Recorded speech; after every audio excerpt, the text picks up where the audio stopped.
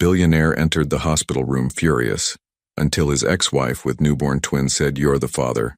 Before we begin, drop a comment telling us which city you're watching from. And once the story ends, don't forget to rate it from 0 to 10. Oh, and make sure to follow our channel for more stories like this. Now, sit back and enjoy every detail." The rain hammered against the floor-to-ceiling windows of Damon Vexley's corner office on the 32nd floor of Vexley Pharmaceuticals. At 38, he was the kind of man who commanded attention without trying. 6'2" with broad shoulders that filled his custom-tailored charcoal suit perfectly.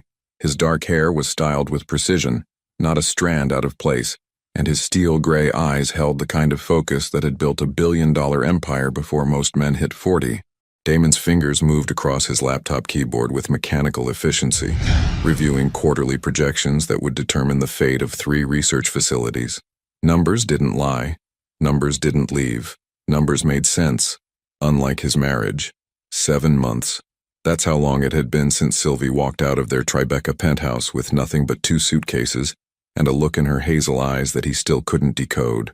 The divorce papers cited irreconcilable differences, but Damon knew the real reason was simpler. He had never learned to speak her language. His phone buzzed. Unknown number. "Damon Vexley," he answered, not looking up from his screen. She was admitted to Mount Sinai Hospital about 2 hours ago. The voice was unfamiliar.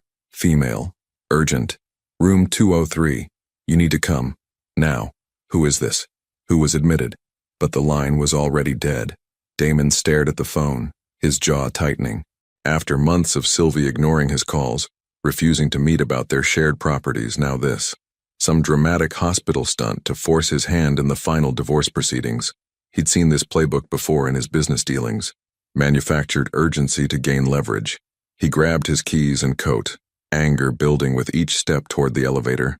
If Sylvie thought she could manipulate him with whatever scheme this was, she had seriously miscalculated.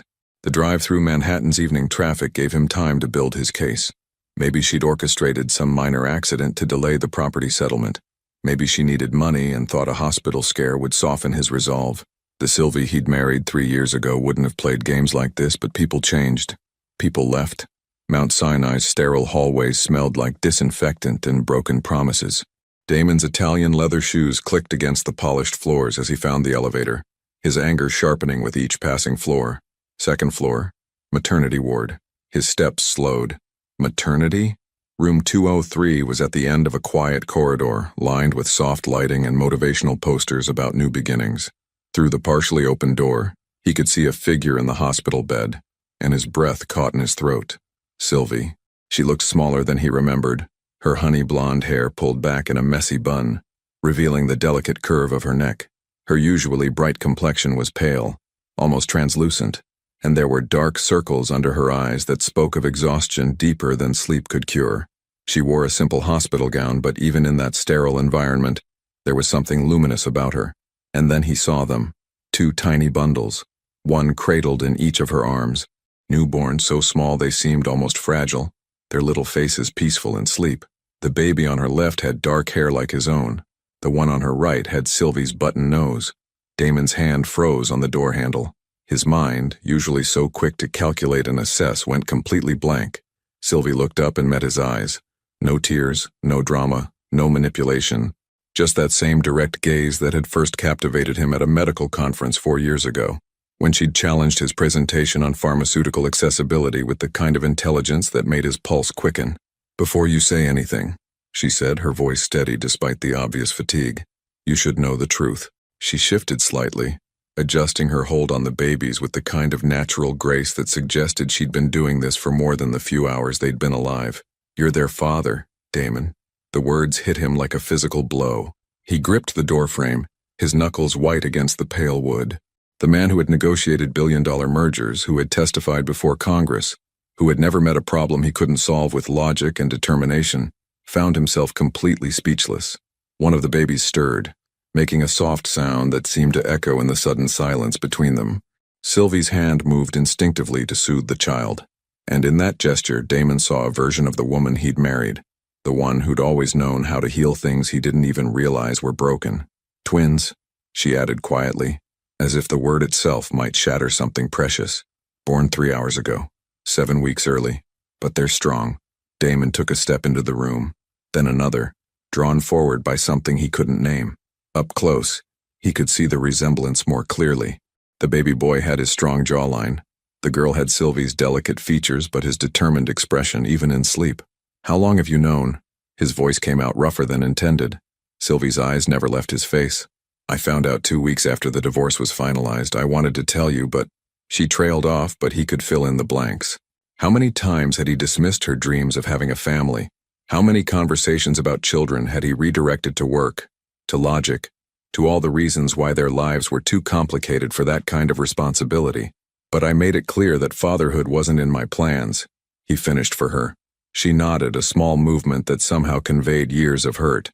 "I couldn't risk them growing up feeling unwanted. Not by you." The accusation hung in the air between them, gentle but devastating.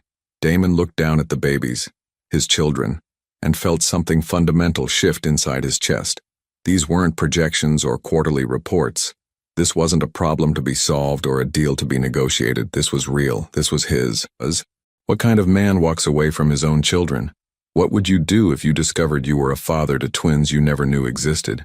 Damon remained frozen in the doorway, his expensive watch ticking away seconds that felt like hours. The soft beeping of medical equipment and distant sounds of the hospital corridor seemed muted, compared to the thundering of his own heartbeat. "May I?" he started, then cleared his throat. "May I come closer?" Sylvie studied his face for a long moment before nodding. "Close the door first. They've been through enough without strangers gawking." He did as she asked, his movements careful and deliberate. When he turned back, Sylvie was watching him with those perceptive hazel eyes that had always seen too much. Even exhausted and vulnerable, she possessed a quiet strength that had first drawn him to her at that medical conference, when she'd stood up in a room full of pharmaceutical executives and challenged his entire presentation with research he hadn't even considered. "Their names," he said, approaching the bed slowly. "Do they have names?" "Lucas and Emma." Sylvie's voice softened as she looked down at the sleeping infants. "Lucas James and Emma Rose." "James?" Damon's step faltered. That had been his father's name, a detail Sylvie remembered from one of their rare conversations about family during their brief marriage. "He should know where he comes from," she said simply, even if she didn't finish the sentence, but the implication hung between them. "Even if you're not going to be part of his life." Damon reached the edge of the bed, close enough now to see the delicate rise and fall of their tiny chests. Lucas shifted in his sleep, his small fist uncurling to reveal miniature fingers that looked remarkably like Damon's own hands, just impossibly small. Emma made a soft sound, her rosebud mouth forming what almost looked like a smile. "They're so small," he whispered, more to himself than to Sylvie. 5 pounds, 2 ounces each. The doctors say they're doing well for 33 weeks. Sylvie adjusted her position carefully, trying not to disturb them. A small wince crossed her features, and Damon noticed the IV line in her arm, the monitors tracking her vital signs. "Are you okay? I mean, medically?" "Complicated delivery," she said matter-of-factly. "But I'm fine. We're all fine." The casual way she said it belied the terror he was beginning to imagine. Sylvie alone in this hospital, no one to hold her hand or advocate for her during what must have been the most frightening experience of her life. "You did this alone." It wasn't a question. Sylvie met his gaze directly. "I had Dr. Martinez and an excellent nursing staff, and I've been taking care of myself for a long time now, Damon. It's not exactly new." The quiet rebuke hit its mark. Even during their marriage, he'd been absent more often than present. Board meetings in Geneva, acquisition trips to Tokyo, conferences that he'd convinced himself were crucial for their future. Their future. As if Sylvie had ever asked for the penthouse or the private jet or any of the material things he'd used to justify his absence. "I would have come," he said. "If I'd known." "Would you?" Sylvie's question was gentle but pointed. "Really? Or would you have tried to convince me that the timing wasn't right? That we should wait until after the Singapore merger? Or until you'd finished restructuring the European division?" Damon opened his mouth to argue, then closed it. Because she was right. The Damon of 7 months ago would have done exactly that. Would have treated pregnancy like a business complication to be managed rather than a miracle to be celebrated. A knock on the door interrupted his thoughts. A woman in scrubs peered in. Dr. Martinez, according to her badge. She was in her 50s with kind eyes and silver-streaked hair pulled back in a practical ponytail. "Sorry to interrupt. I'm Dr. Martinez, Sylvie's obstetrician." She looked between them with professional discretion. I wanted to check on our new family and discuss some logistics. Dr. Martinez, this is Damon, Sylvie said carefully, the baby's father. If the doctor was surprised by this late introduction, she didn't show it. Mr. Vexley, Damon Vexley. He extended his hand, falling automatically into business mode. Mr. Vexley, I'm glad you're here. Sylvie's been remarkable through this whole process, but having support is important during recovery. Dr. Martinez moved to check Sylvie's chart on the tablet at the foot of the bed. The twins will need to stay in the NICU for observation, probably another week or two. Their lungs are developing beautifully, but we want to monitor them closely. NICU? Damon felt something cold settle in his stomach. Neonatal Intensive Care Unit, Sylvie explained, seeing his confusion. It's standard for premature babies. They're not in danger, just extra precautions. They're strong babies, Dr. Martinez added reassuringly. But born at 33 weeks, they need specialized care. Feeding tubes for now, temperature regulation, monitoring. Nothing unusual for their gestational age. Damon looked down at Lucas and Emma, so tiny and perfect in Sylvie's arms, and the full weight of what Sylvie had been carrying alone hit him like a freight train. Not just the physical demands of pregnancy and premature labor, but the emotional burden of every doctor's appointment, every worry, every decision made in solitude. What does she need? He asked Dr. Martinez. What do they need? Rest, primarily. Sylvie delivered via emergency C-section, so she'll be here for at least 3 more days. The babies will be moved to the NICU within the hour for monitoring. Dr. Martinez glanced at her tablet. After discharge, she'll need help at home. Newborn twins are challenging under the best circumstances. She won't be alone, Damon heard himself say. I'll make sure of that. Sylvie looked up at him sharply, surprise flickering across her features. Damon, you don't have to. Yes, I do. His voice was firm, certain in a way that surprised even him. These are my children too. Dr. Martinez smiled. Excellent. I'll leave you 3 to talk. Sylvie, try to rest. The next few weeks are going to be an adjustment for everyone. After the doctor left, silence settled over the room again. Sylvie was studying Damon's face with an expression he couldn't quite read. You said you'd make sure I wasn't alone, she said carefully. What does that mean exactly? Damon pulled the visitor's chair closer to the bed and sat down, bringing himself to eye level with his ex-wife and the children he was still struggling to believe were real. I don't know yet, he admitted. But I know I can't walk out of this room and pretend this didn't happen. I can't go back to quarterly reports and board meetings and act like I don't have 2 children who need me. Need you for what? Sylvie's voice carried a note of old hurt. Money? Support checks? A trust fund? No. Damon reached toward Lucas, then stopped, his hand hovering uncertainly over the sleeping baby. May I? Sylvie hesitated, then carefully transferred Lucas into Damon's arms. The baby felt impossibly light and warm, his small body fitting perfectly in the crook of Damon's elbow. Lucas opened his eyes, dark blue, like Sylvie's, and seemed to study his father's face with serious concentration. Hello, Lucas, Damon whispered, his voice rougher than intended. I'm sorry I'm late. When he looked up, Sylvie was watching them with tears gathering in her eyes. But before she could speak, the door opened again and 2 NICU nurses entered with a specialized transport incubator. Time to move the babies, one of them announced cheerfully. They're going to love their new digs in the NICU. As they prepared to transfer Lucas and Emma, Damon felt an unexpected surge of protectiveness. These strangers were taking his children away, and every instinct in his body rebelled against it. How often can we visit them? He asked. Parents can visit anytime, the nurse replied. 24/7 access. Parents. The word hit him like a revelation. He was a parent, and for the first time in his adult life, Damon Vexley had absolutely no idea what he was doing. 3 hours later, Damon stood in the NICU staring through the transparent walls of 2 tiny incubators. Lucas and Emma lay under warming lights, connected to monitors that tracked every breath, every heartbeat. The steady beeping had become a strange comfort, proof that they were fighting, surviving, thriving despite their early arrival into the world.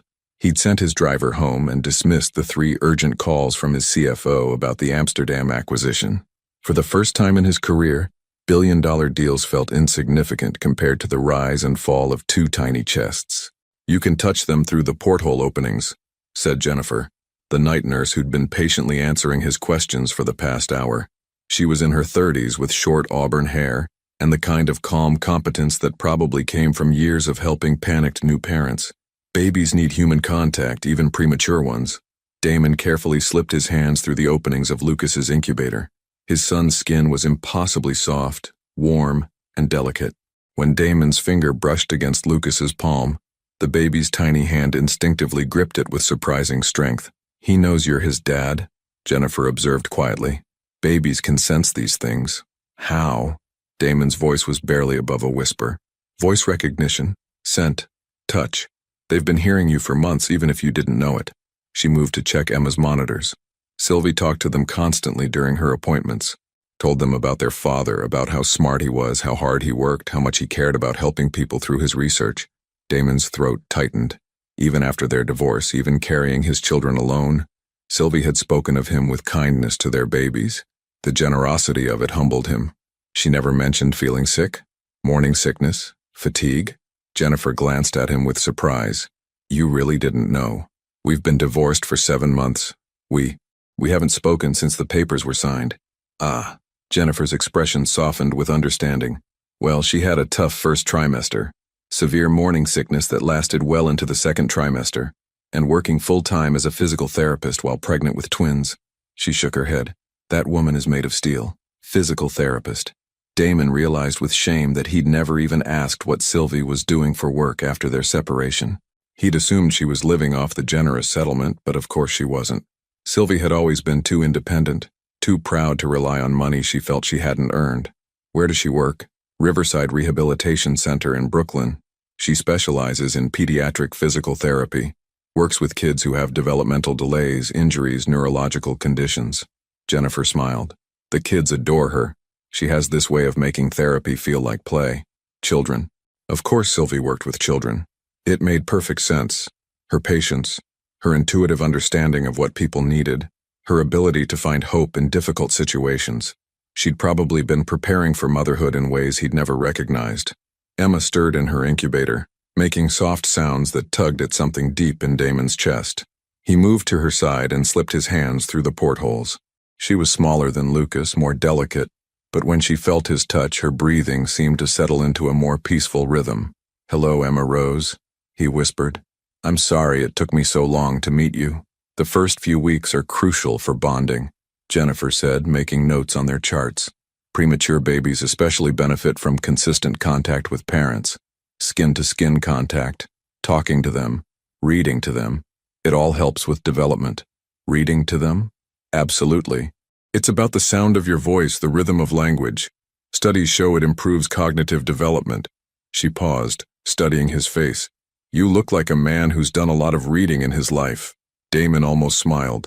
"Business journals, medical research, financial reports, nothing that would interest babies. You'd be surprised. The content doesn't matter as much as consistency. They just want to hear their parents." The word parents still felt foreign in his mouth, but less terrifying than it had a few hours ago. Watching Lucas and Emma in their incubators, so small but so determined to thrive, Damon felt something shift in his understanding of strength. They were fighting battles he couldn't fight for them, showing courage he wasn't sure he possessed. "Mr. Vexley?" A young resident appeared at his elbow. "I'm Dr. Phillips, the pediatric resident on duty tonight. I wanted to update you on the twins' progress." "Please." Damon reluctantly withdrew his hands from Emma's incubator. "They're both doing remarkably well for 33 weeks. Lucas is 4 ounces heavier, which is typical. Boys often develop faster in utero. Emma's showing excellent neurological responses. Their lungs are developing on schedule, and if they continue at this pace, we could be looking at discharge in 10 to 14 days. And then, Damon realized he had no idea what came after hospital discharge. Where would Sylvie take them? How would she manage 2 newborns alone? Then they go home and start their real lives, Dr. Phillips said with a smile. "Though I should warn you, twins are exponentially more challenging than single babies.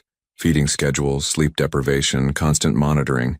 Most parents feel completely overwhelmed for the first few months. Most parents. As if it were a given that both parents would be present and participating."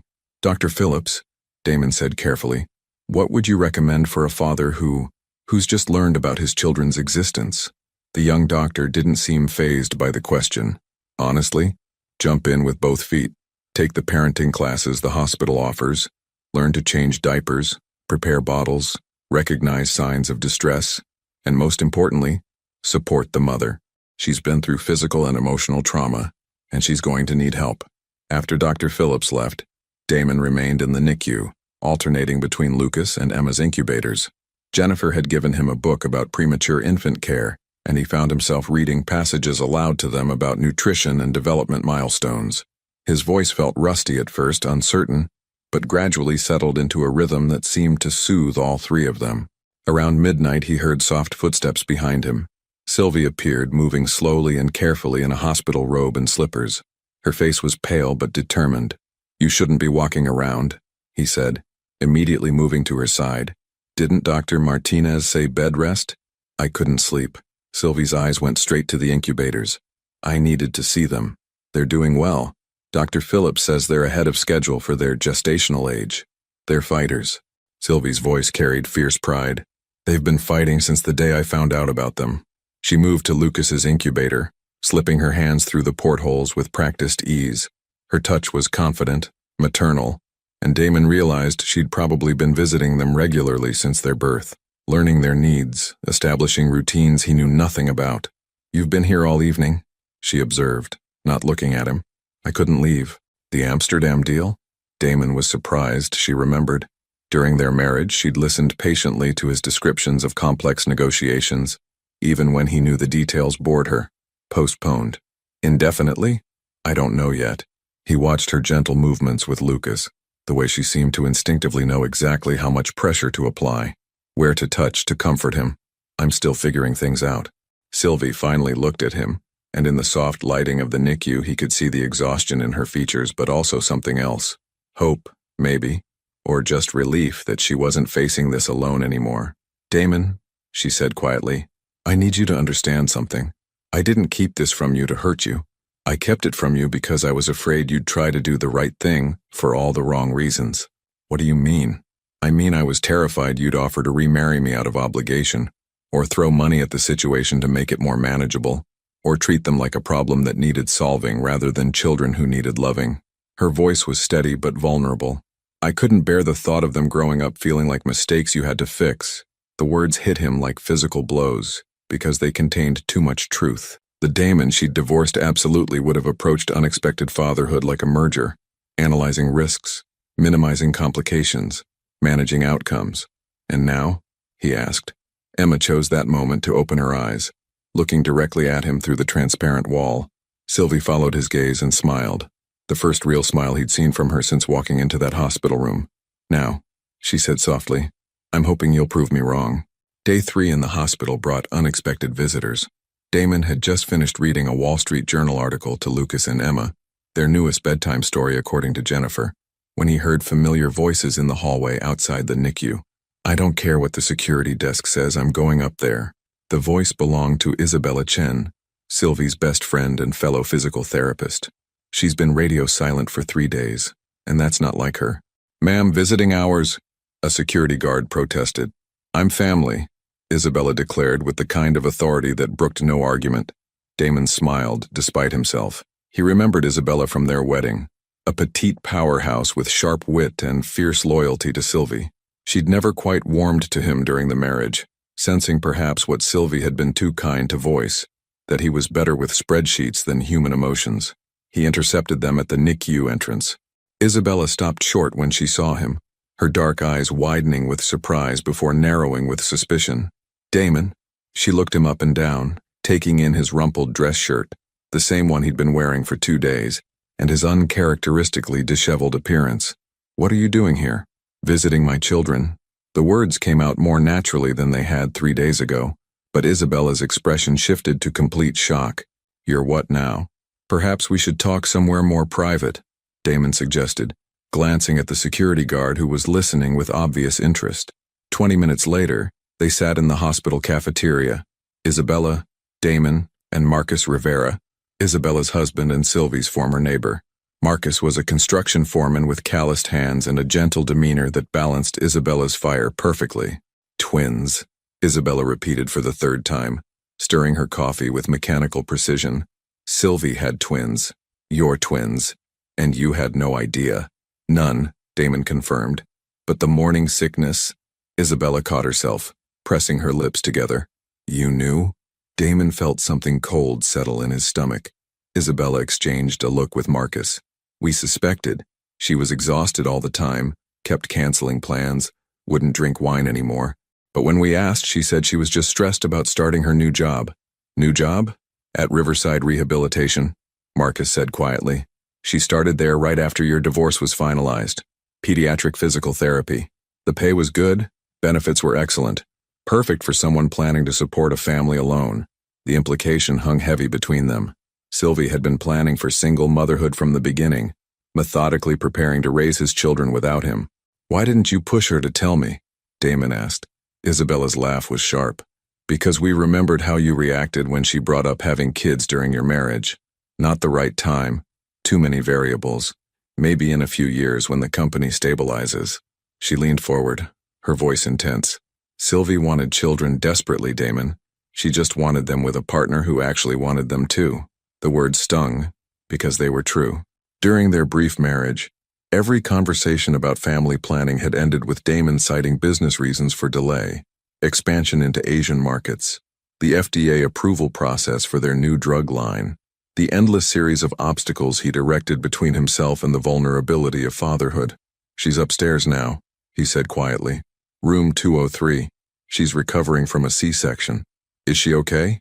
Marcus asked, his concern immediate and genuine. Physically, yes. Emotionally, Damon ran a hand through his hair. I think she's terrified that I'm going to disappoint her again. Are you? Isabella's question was direct, challenging. I don't know. I hope not. Damon met her gaze steadily. I want to learn. I want to be present for them in ways I wasn't present for her. Something in his tone must have convinced Isabella because her expression softened slightly. The Sylvie I know doesn't make decisions lightly. If she called you to that hospital room, it's because some part of her still believes you're capable of being the man she needs you to be. An hour later, they made their way to Sylvie's room. Damon could hear her laughter through the door, the first genuine laughter he'd heard from her since his arrival. When they entered, they found her sitting up in bed, looking more like herself despite the hospital gown and IV line. Bella! Sylvie's face lit up at the sight of her best friend. What are you doing here? What am I doing here? Isabella moved to hug her carefully. Woman, you disappear for 3 days. Then I find your ex-husband in the NICU talking to babies I didn't know existed. I think the better question is, what are you doing? Having the most complicated week of my life, Sylvie admitted, glancing at Damon with an expression he couldn't quite read. Marcus approached the bed with his characteristic gentleness. How are you feeling, mija? Sore? Tired? Overwhelmed? Sylvie's honesty was refreshing after days of careful politeness between her and Damon. But happy. They're so perfect, Marcus. Even early, even tiny. They're absolutely perfect. We saw them, Isabella said softly. They're beautiful. Lucas has your stubborn chin, and Emma has that serious expression Damon gets when he's thinking too hard. You've met them? Sylvie looked surprised. Damon introduced us, Marcus explained.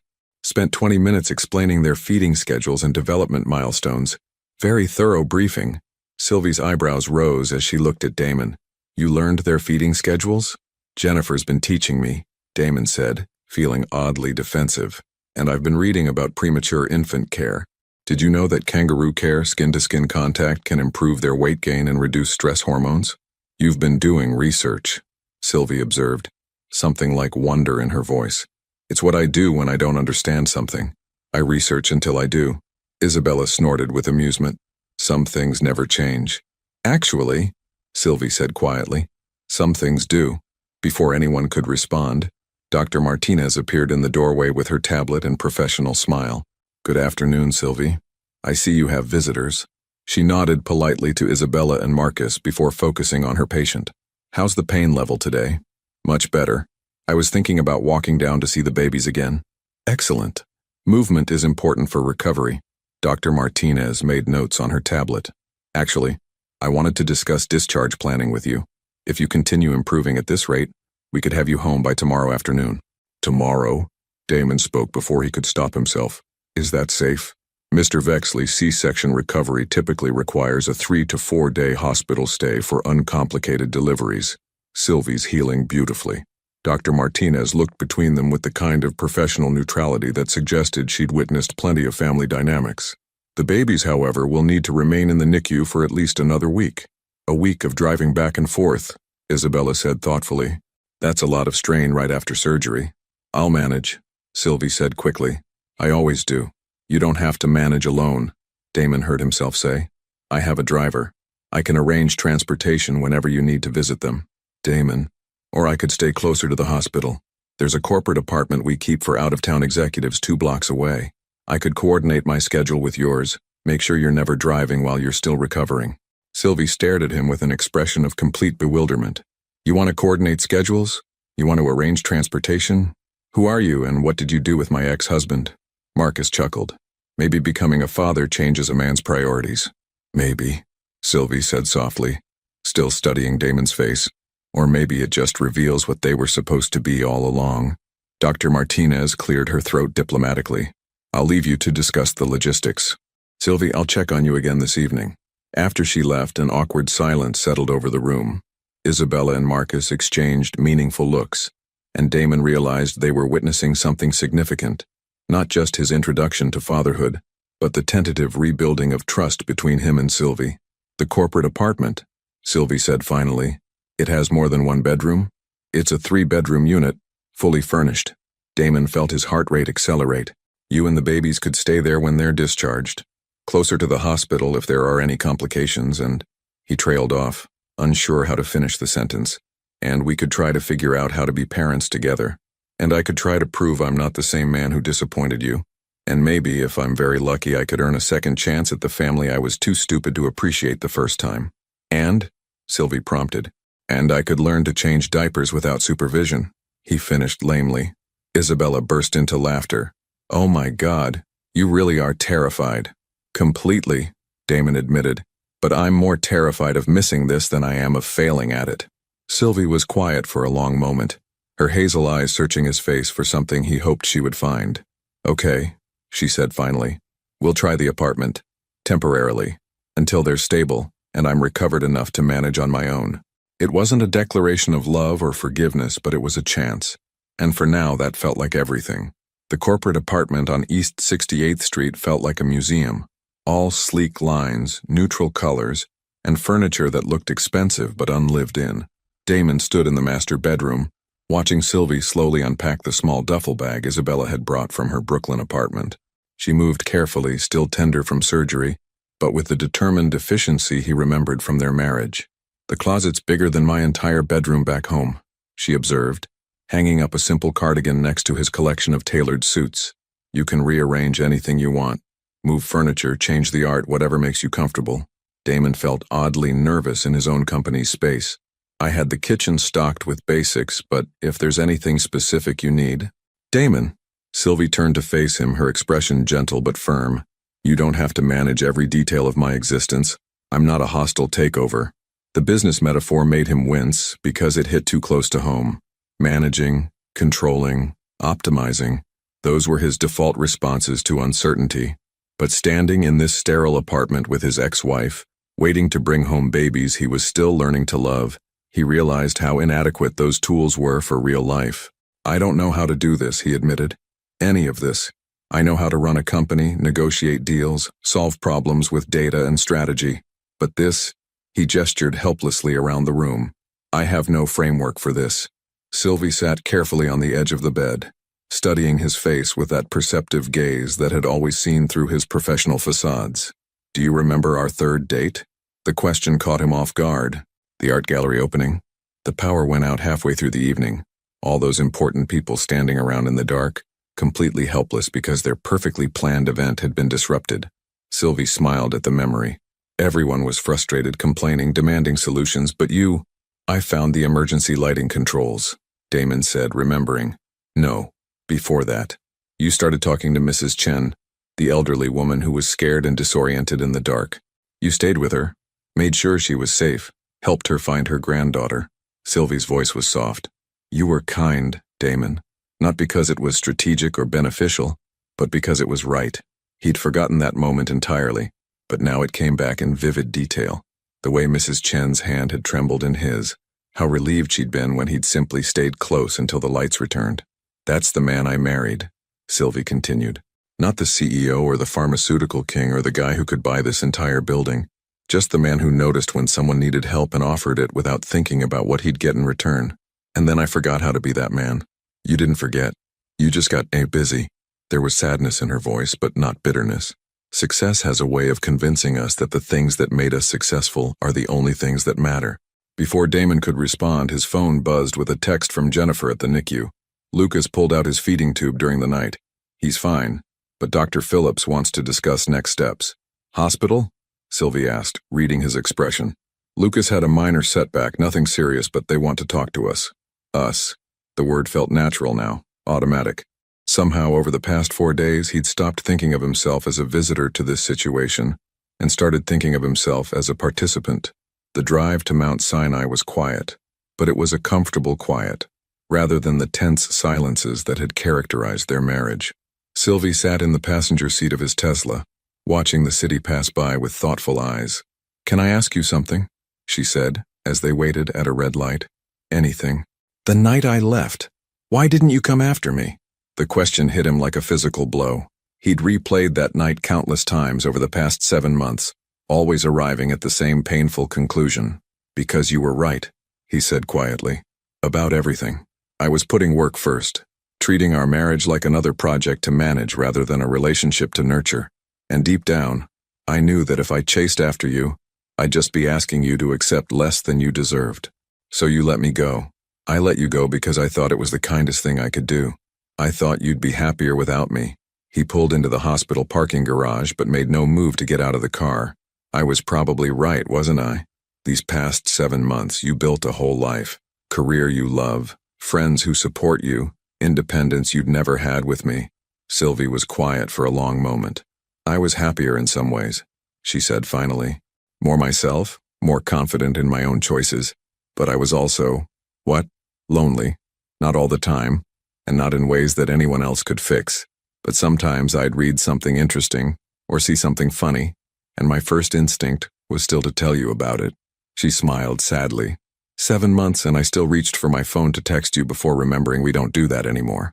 The admission created an ache in his chest that he'd been trying to ignore for months. "I kept drafts of messages I never sent, updates about the company, articles I thought you'd find interesting, pictures of places we'd talked about visiting." "What kind of places?"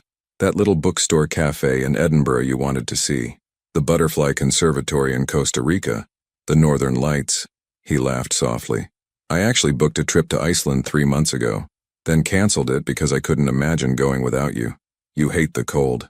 "I hate a lot of things that seemed less important when I imagined experiencing them with you." They sat in the parking garage in comfortable silence, processing confessions that felt too important and too fragile for the sterile environment around them. "We should go see Lucas," Sylvie said finally. "Yes, we should," but neither of them moved to get out of the car. "Damon," Sylvie said quietly, "what are we doing here?" "Really? I don't know," he admitted. "I know I want to be present for Lucas and Emma. I know I want to support you however I can. Beyond that," he turned to face her fully, "I'm hoping we figure it out as we go. That's not very characteristic of you. Usually you have a 5-year plan by now. Maybe becoming a father is teaching me that some things can't be planned." He reached over and took her hand, relief flooding through him when she didn't pull away. "Maybe it's teaching me that the best things in life require faith instead of strategy." Sylvie looked down at their joined hands, his large and slightly rough from nervous energy, hers small and soft, despite the calluses from physical therapy work. "Okay," she said, "faith instead of strategy. But if Lucas really did pull out his feeding tube, we should probably go see what kind of trouble our son is getting into." Our son. The casual way she said it made something warm unfurl in his chest. In the NICU, they found Lucas looking remarkably pleased with himself for a baby who'd spent the night causing medical drama. Dr. Phillips explained that pulling out feeding tubes was actually a positive sign.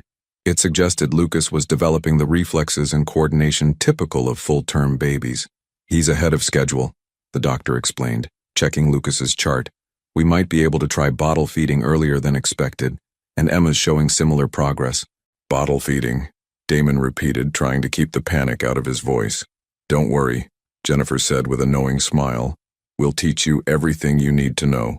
Feeding premature babies is an art form, but you'll get the hang of it." As if summoned by their conversation, Emma chose that moment to wake up and announce her hunger with a surprisingly strong cry for such a tiny person. Jennifer prepared a special bottle and demonstrated the feeding technique, then handed it to Sylvie. "Your turn, Mom." Watching Sylvie feed their daughter was like watching magic. Emma settled immediately in her mother's arms, tiny hands grasping at Sylvie's fingers while she ate. Sylvie's face was soft with wonder and love, and Damon realized this was what he'd been missing all along. Not just the mechanics of parenthood, but the profound intimacy of caring for someone who depended on you completely. "Would you like to try with Lucas?" Jennifer asked him. Damon's hands shook slightly as he accepted the bottle and settled into the rocking chair next to Lucas's incubator. But when his son was placed in his arms, something clicked into place. Lucas looked up at him with those serious, dark eyes, and Damon felt the last of his reservations dissolve. "Hello, son," he whispered. "Let's figure this out together." And for the first time since walking into that hospital room 5 days ago, Damon Vexley felt like he might actually know what he was doing. 3 weeks later, Damon's carefully reconstructed world came crashing down with a single phone call. He was in the NICU's family room, assembling a breast pump while Sylvie napped in the nearby recliner. Lucas and Emma had been cleared for discharge the following day, and the apartment was finally ready.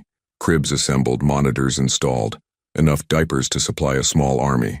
For the first time since becoming a father, Damon felt like he had everything under control. His phone buzzed. Richard Blackstone. The name alone made his stomach clench. "I need to take this," he murmured to Sylvie, who was stirring awake. "Damon." Blackstone's voice was crisp, predatory. "I hope you've enjoyed your little sabbatical, but playtime is over." Richard Blackstone was the CEO of Meridian Industries, Damon's biggest competitor, and until recently, a grudging business ally. They'd been circling each other for years, two apex predators in the pharmaceutical industry, who maintained a careful détente through mutual respect and shared enemies. "Richard, what can I do for you?" "It's what I can do for you, actually. I'm calling as a courtesy. Professional to professional. Tomorrow morning I'm announcing Meridian's acquisition of your European distribution network." The words hit Damon like ice water. "That's impossible. My European contracts were negotiated by your CFO while you've been, shall we say, distracted. Clever man Trevor Walsh. Ambitious, too. He reached out to me 3 weeks ago with a very interesting proposition. Trevor, Damon's protege, the brilliant young executive he'd been grooming as his eventual successor, the man he'd trusted to handle operations while he learned to be a father. You're lying. Am I? Check your email, Damon." Trevor's resignation letter should have arrived about 5 minutes ago, along with some very interesting documents about your company's financial vulnerabilities. Did you know Vexley Pharmaceuticals is operating at a 60% debt-to-equity ratio? Fascinating reading. Damon's hand tightened on the phone. 60% was unsustainable, the kind of ratio that could trigger bankruptcy proceedings if their creditors lost confidence. "What do you want, Richard?" "What I've always wanted. Vexley Pharmaceuticals. Your research, your patents, your manufacturing facilities. I'm prepared to offer you a very generous acquisition package, enough to pay off your debts and leave you with a comfortable retirement. And if I refuse, then Trevor's documents become public knowledge, your stock price crashes, and I acquire your assets in bankruptcy court for pennies on the dollar." Blackstone's voice was smooth as silk.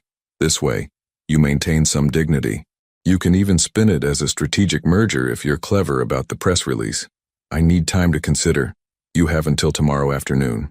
After that, the offer expires and my lawyers file the paperwork to freeze your assets pending investigation of financial irregularities." Blackstone paused, and when he spoke again, his tone carried mock sympathy.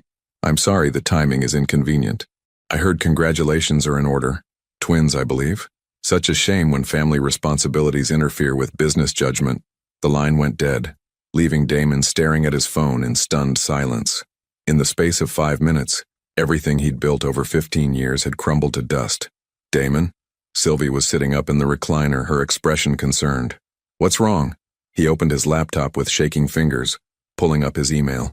Trevor's resignation was there, along with financial documents that painted a devastating picture of his company's instability. While Damon had been learning to change diapers and reading bedtime stories to premature babies, Trevor had been systematically undermining the business from within. "Damon, you're scaring me. What happened?" "I'm being forced out of my own company." His voice sounded hollow, disconnected. 15 years of work and I'm losing everything because I wasn't paying attention. Sylvie moved to sit beside him, scanning the documents on his screen. As a physical therapist, she didn't understand all the financial terminology, but she could read the devastation in his expression. "Explain it to me," she said quietly. "In simple terms, my CFO has been feeding information to my biggest competitor while I've been here. They've structured a hostile takeover, and I have less than 24 hours to either sell to them at a fraction of my company's worth or watch them destroy it completely." Damon closed the laptop and buried his face in his hands. "I built that company from nothing, Sylvie. It was my entire identity for so long that I forgot how to be anything else. Is there anything you can do? Any way to fight back? Not without abandoning everything else." Damon looked toward the NICU where Lucas and Emma were sleeping peacefully, unaware that their father's world was imploding. "If I wanted to save the company, I'd need to spend the next 6 months in boardrooms and courtrooms, flying between New York and Geneva and Tokyo, rebuilding relationships and restructuring debt. I'd need to become the man I was before, the one who put business above everything else, the man who put business above everything else, including family, including her." Sylvie was quiet for a long moment, processing the implications. "And if you don't fight? Then I lose the company, but I keep—" He gestured helplessly around the room. "This, whatever this is that we're building. So you have to choose. Yes, between your life's work and your children. Between my life's work and my children." Damon's voice was bitter with irony. "Perfect timing, isn't it? Just when I finally figure out what really matters, the universe decides to test my commitment." Through the glass wall of the NICU, they could see Jennifer checking on the babies. Lucas was awake, his tiny fist pressed against the transparent wall as if reaching for them. Emma slept peacefully, her breathing steady and strong. "What does your gut tell you to do?" Sylvie asked. "My gut tells me to fight, to crush Blackstone and Trevor and anyone else who thinks they can steal what I built." Damon's jaw tightened with familiar aggression. "My gut tells me that losing my company is like losing a piece of my soul." "And your heart?" Damon looked at her, really looked. Sylvie's hair was pulled back in a simple ponytail, and she wore no makeup. Her clothes were rumpled from sleeping in hospital chairs, and there were stress lines around her eyes from weeks of worry about premature babies. She was the most beautiful thing he'd ever seen. "My heart tells me that I already lost my soul once before," he said quietly. "When I chose business over you, when I convinced myself that success and love were the same thing." "They're not the same thing?" "No. Success is what you build when you're afraid to risk what you really want." Damon reached for her hand, intertwining their fingers. "Love is what you choose when you finally get brave enough to stop building walls." Sylvie's eyes filled with tears, but she didn't look away. "What are you going to do?" "I'm going to let them have the company." "Damon, I'm going to let them have the buildings and the patents and the profit margins and all the things I thought defined me." His voice grew stronger with each word. "And I'm going to choose the family I was too scared to choose the first time. But if you lose everything, I won't lose everything." Damon stood up and moved to the NICU window, watching his children sleep. "I'll lose a company. I'll keep the people who actually matter." "What will you do for work? For money?" "I don't know yet. Start over, maybe. Find a way to use my experience that doesn't require sacrificing everything else." He turned back to her, and for the first time in weeks, his smile was genuinely peaceful. "I spent 15 years building something that could be stolen in a single phone call. Maybe it's time to build something that can't be taken away." Sylvie joined him at the window, standing close enough that he could smell her shampoo, something simple and clean that reminded him of Sunday mornings during their brief marriage. "Are you sure?" she asked. "Really sure? Because once you make this choice, there's no going back." "I've never been more sure of anything in my life." And as he said it, Damon realized it was true. The panic and rage were fading, replaced by something he hadn't felt in years: freedom. The freedom that came from finally knowing what mattered most. Tomorrow he would lose his empire, but tonight he would go home to the woman he loved and the children who had saved him from a life he'd never realized was empty. For the first time in his adult life, that felt like the better deal. The first night in the apartment with Lucas and Emma felt like entering an alternate universe where time moved differently. Every sound, a tiny whimper, the soft rustle of movement, even their own breathing, seemed amplified in the quiet space. Damon found himself checking on them every 20 minutes, convinced that something catastrophic would happen the moment he looked away. "They're fine," Sylvie said gently from the nursery doorway, watching him hover over Emma's crib for the 4th time in an hour. "Babies sleep a lot.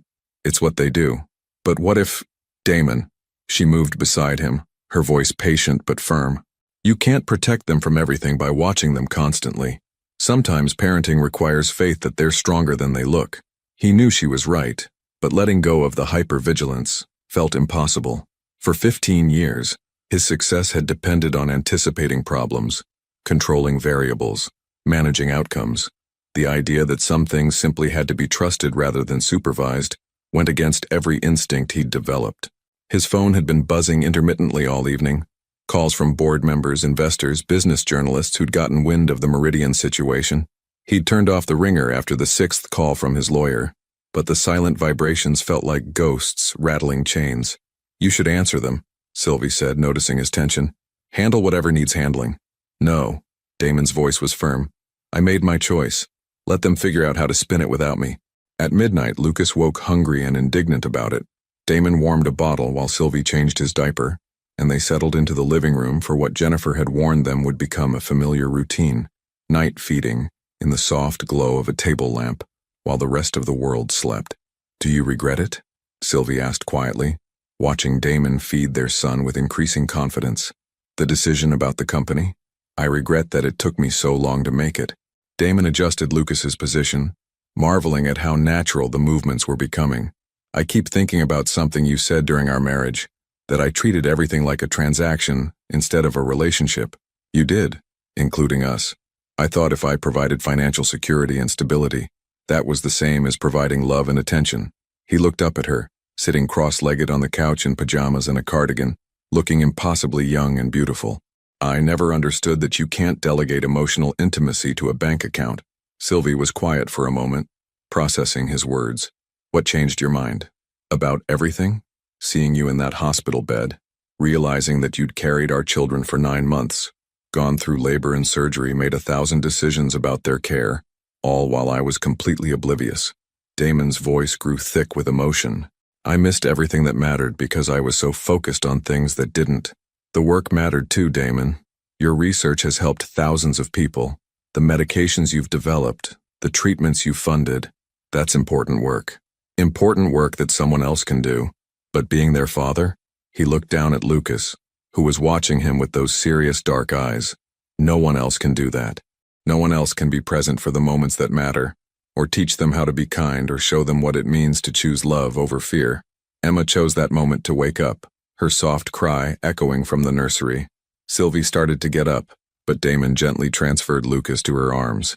Let me, he said. I want to learn how to handle them both. In the nursery, Emma was working herself up to a proper tantrum, her tiny face red with indignation. Damon lifted her carefully, supporting her head the way Jennifer had taught him, and began the gentle bouncing motion that seemed to soothe her. Hey, beautiful girl, he murmured. What's all this fuss about? Emma's crying gradually subsided as he walked her around the room, pointing out the mobile above her crib, the soft paintings on the walls, the city lights visible through the window. See that out there? That's New York City. Someday, when you're bigger, we'll explore it together. I'll show you the park where your mom and I had our first picnic, and the museum where she lectured me about the ethics of pharmaceutical pricing. He smiled at the memory. She was right, by the way. She's right about most things. Not everything, Sylvie said from the doorway, having overheard his last comment. No? What are you wrong about? I was wrong about you, about whether you could change, whether you wanted to. She moved into the room, settling into the rocking chair with Lucas. I thought you were too set in your ways, too invested in being the person your success had made you. I thought choosing work over family was just who you were. It was who I was, for a long time. But not who you wanted to be? Damon considered the question seriously, still swaying gently with Emma in his arms. I think I was afraid to want to be anything else. Building the company, making money, accumulating success.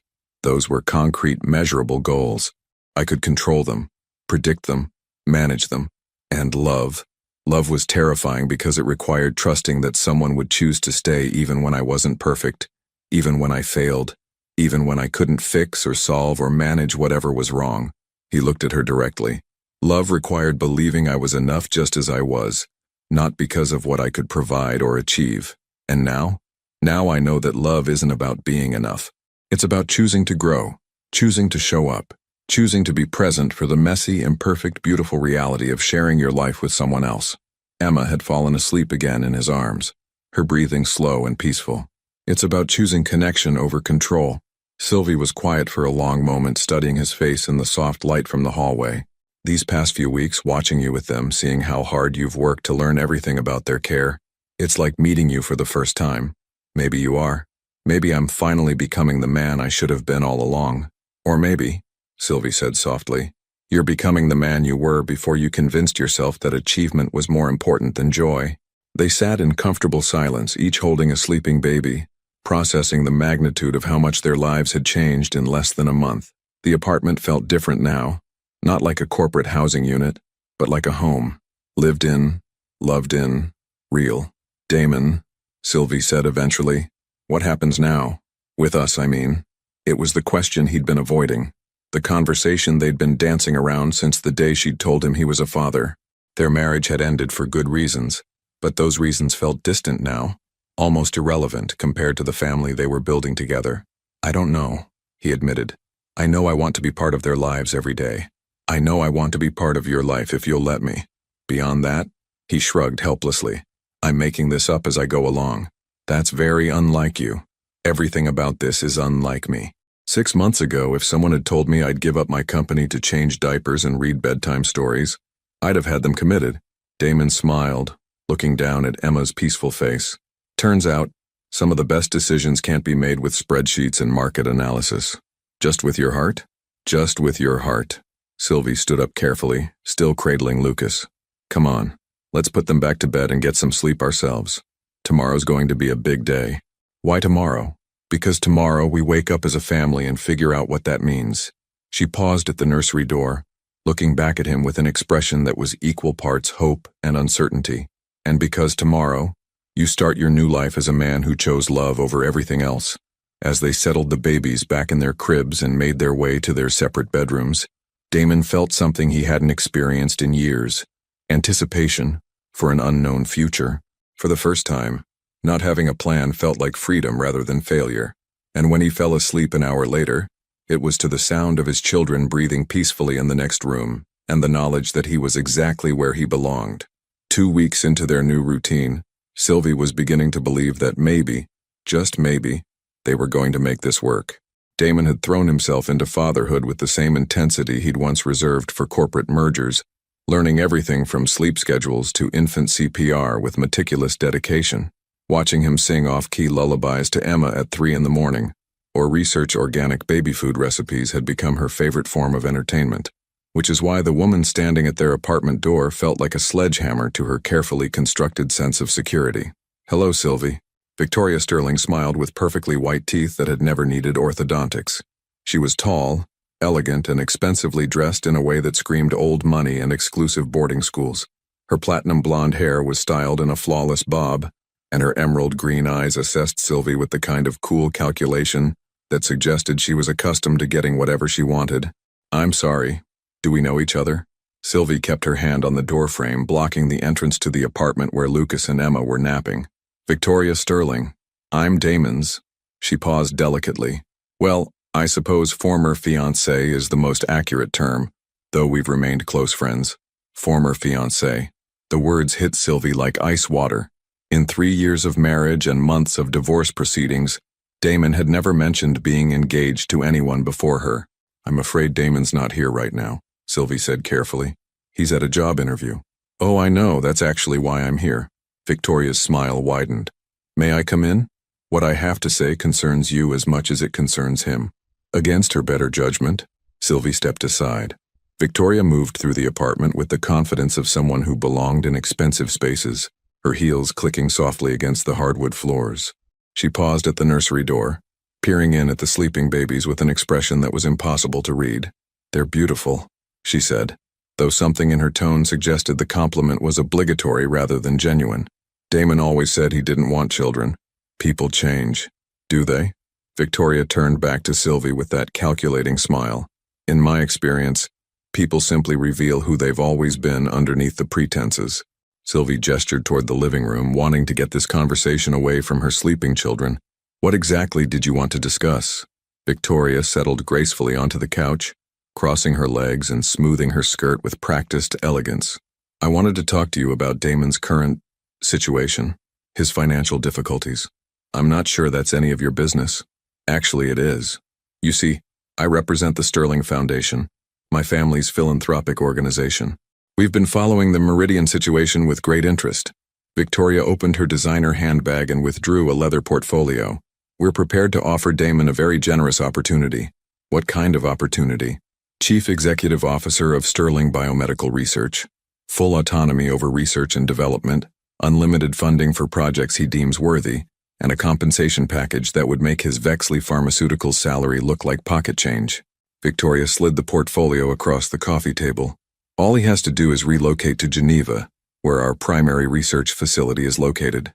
Geneva, halfway around the world from the life they were building, from the family they were learning to be. Why would you offer him that? Sylvie asked, though she suspected she already knew the answer. Because Damon is brilliant. His research on neurological disorders has been groundbreaking, and his business acumen is unparalleled. He's exactly the kind of visionary leader we need to take Sterling Biomedical to the next level. Victoria's expression softened slightly, but her eyes remained calculating. And because I believe he deserves better than this. She gestured around the apartment, at the baby bottles drying in the kitchen, the bouncy seats in the living room, the general chaos of new parenthood that had transformed the sterile corporate space into something lived in and real. This? Sylvie's voice was carefully controlled. Domestic mediocrity, playing house with an ex-wife and babies that tie him down just when he should be reaching his full potential. Victoria leaned forward slightly. Sylvie, I'm going to be direct because I think you're intelligent enough to appreciate honesty. Damon is going through a crisis right now, losing his company, feeling displaced and uncertain about his identity. It's natural that he'd cling to the first thing that makes him feel needed and important again. You think that's what this is? Some kind of rebound situation? I think he's a man who's always defined himself by his achievements, and suddenly he has no achievements left except being a father to children he never planned to have. Victoria's voice was gentle but ruthless. How long do you think it will be before the novelty wears off? Before he starts resenting the limitations, the sleepless nights, the complete loss of the freedom that allowed him to build an empire? The words struck exactly at the fears Sylvie had been trying to suppress. In her darkest moments, usually during the 4 a.m. feedings when exhaustion made everything seem impossible, she'd wondered the same thing. How long before Damon realized that fatherhood was a relentless, often thankless job that offered none of the validation or recognition he'd spent his adult life pursuing? He chose this, Sylvie said quietly. He chose it in a moment of emotional upheaval, but when the dust settles and he has time to really consider what he's given up, Victoria shrugged elegantly. The Sterling offer provides him with a way to have both. Meaningful work that utilizes his talents and enough financial security to support his children generously from a distance. From a distance. Sylvie, be realistic. You're a physical therapist from Brooklyn. You have a good life, stable work, friends who care about you. Why would you want to trap a man like Damon in a situation that makes all of you miserable? Take the settlement he'll undoubtedly offer. Raise your children in the environment where you're most comfortable, and let him return to the world where he belongs. And where do you fit into this scenario? For the first time, Victoria's composure slipped slightly, revealing something hungrier underneath the polished exterior. Damon and I have unfinished business. We were engaged for 2 years before he got distracted by his company's expansion. We never stopped caring for each other. He married me. He married you during a very specific phase of his life, when he was trying to prove he could balance personal relationships with professional ambition. When that experiment failed, he went back to what he knew best: work. Victoria's smile was sharp now, predatory. This current phase will fail too, Sylvie. The question is whether you want to be collateral damage when it does. Before Sylvie could respond, they heard Damon's key in the lock. Victoria immediately straightened, smoothing her already perfect hair and arranging her expression into something welcoming and warm. Victoria? Damon's voice carried complete shock as he entered the living room. What are you doing here? Hello, darling. Victoria rose gracefully and moved to embrace him, pressing a kiss to his cheek that lingered just a moment too long. I was in the city on foundation business and thought I'd stop by to see how you're adjusting. Damon's eyes found Sylvie over Victoria's shoulder, and she saw confusion and something that might have been guilt in his expression. He'd never mentioned Victoria, not during their marriage, not during the divorce, not once in the weeks since becoming a father. Sylvie, this is Victoria Sterling. He paused, searching for words. I was just telling Sylvie about our history, Victoria said smoothly, returning to her seat, and about the exciting opportunity the Sterling Foundation wants to offer you. Opportunity? Damon looked between them, clearly trying to read the undercurrents in the room. CEO position at Sterling Biomedical, Geneva, unlimited research funding. Victoria's voice was professionally enthusiastic, but her eyes never left Damon's face. Everything you've ever wanted, darling. Everything you deserve. Damon was quiet for a long moment, processing the offer. Sylvie watched his expression carefully, looking for signs of temptation, of the ambitious hunger that had once driven him to success. That's very generous, he said finally. But I'm not interested. Don't decide immediately, Victoria said quickly. Think about it. Consider what this could mean for your career, your research, your future. Consider what you're giving up by staying here. I'm not giving up anything by staying here. Damon's voice was firm, certain. I'm gaining everything that actually matters. Victoria's smile faltered slightly, but she recovered quickly. The offer stands, Damon. When you're ready to reclaim your real life, call me. She gathered her portfolio and handbag with fluid grace, then paused at the door. Sylvie, it was lovely meeting you. I hope you'll think about what we discussed. Her tone was cordial, but her eyes held a promise that this wasn't over. After she left, silence settled over the apartment like a heavy blanket. Damon sat heavily on the couch, running his hands through his hair. How long were you engaged to her? Sylvie asked quietly. 2 years. It ended 6 months before I met you. Damon looked up at her with obvious discomfort. I should have mentioned her before, we haven't spoken in years. I thought that part of my life was completely behind me. She seems to think otherwise. Sylvie, whatever she said to you, she offered you everything, Damon. Your career back, unlimited resources, the kind of life you built before. And she offered it without the complications of midnight feedings and diaper changes and all the messy realities of family life. And you think I want that? Sylvie looked at him. Really looked. At the man who'd given up an empire to learn how to swaddle babies. At the father who'd spent the morning researching entry-level positions at biotech startups because he wanted to rebuild his career in a way that allowed him to be present for his children. No, she said finally. I don't think you want that. But I think she's going to keep trying to convince you that you do. Let her try. Damon reached for her hand, intertwining their fingers. Sylvie, I chose this life. I chose you. I chose them. And I'm going to keep choosing us every day until you believe that I mean it. From the nursery came the soft sound of Emma waking from her nap, ready for attention and probably a bottle. As Damon stood to go to her, Sylvie felt a chill that had nothing to do with the air conditioning. Victoria Sterling wasn't going away, and something told her that this was only the beginning. The photographs arrived on a Thursday morning while Damon was at his second interview with Meridian Therapeutics, a small biotech startup that had offered him a research director position at 1/10 of his former salary. Sylvie found the manila envelope slipped under their door, her name written in elegant script across the front. Inside were a dozen professional photographs, spanning what appeared to be several years. Damon and Victoria at charity galas, their arms around each other with the casual intimacy of a long-established couple. Damon and Victoria on what looked like a Mediterranean yacht, both tanned and laughing at some private joke. Damon and Victoria at what was clearly an engagement party, her left hand prominently displaying a diamond that dwarfed anything Sylvie had ever owned. But it was the last photograph that made Sylvie's hands shake. Damon and Victoria in what appeared to be a hotel room, caught in an intimate embrace. The timestamp in the corner read just 8 months ago, 1 month before Damon and Sylvie's divorce was finalized. A single note was paperclipped to the back. Some habits are harder to break than others. Ask him about Prague. V. Sylvie sank onto the couch, staring at the image that seemed to mock everything she'd begun to believe about Damon's transformation. 8 months ago, while she'd been struggling through her first trimester alone, convinced that she was protecting her unborn children from a father who didn't want them, Damon had been in Prague with his ex-fiancée. The front door opened just as she was shoving the photographs back into the envelope. How did the interview go? She asked, her voice carefully neutral. Better than expected. They're interested in my neurological research, and they're willing to let me work flexible hours. Damon's excitement was obvious as he moved toward the kitchen. The salary's not much, but it's a start. And Dr. Kim, she's the founder. She actually has twin boys herself, so she understands the whole work-life balance thing. That's wonderful. Sylvie kept the envelope behind her back, torn between confronting him immediately and waiting until she could process what she'd seen. You don't sound like you think it's wonderful.